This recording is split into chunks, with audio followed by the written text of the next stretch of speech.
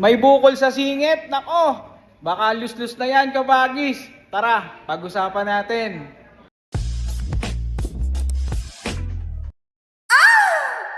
Ayun! What's up mga kabagis? DK here! O, kamusta tayo dyan?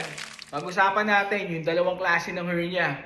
Una, indirect inguinal hernia. Kadalasan nakikita sa mga bata.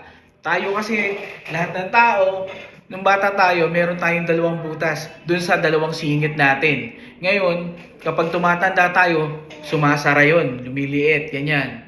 Ngayon, sa mga may indirect inguinal hernia, nananatiling bukas ang butas ng singit. Kaya lumalabas doon yung bituka ng pasyente. Kadalasan, kapag umiri sila, pumupunta sa bayag yung bituka or yung taba ng bituka.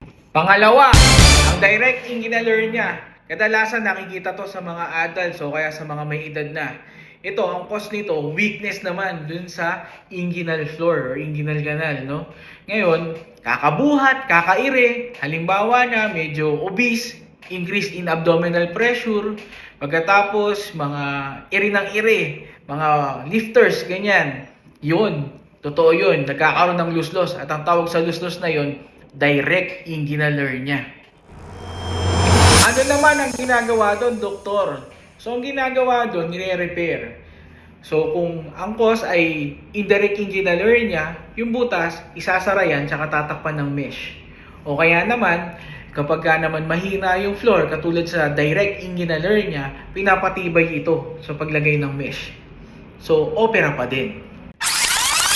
Doktor, kung ayokong ipa-opera, ano ba pwedeng mangyari? So, delikado po kapag ka po ang bituka naipit sa singit. No?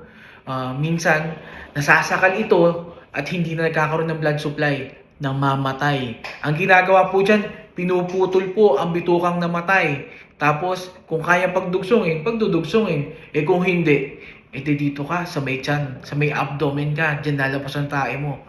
Pangit, di ba? Kaya ikaw, kung meron kang luslos, pa-check up mo na. At maganda, ipa-opera mo na.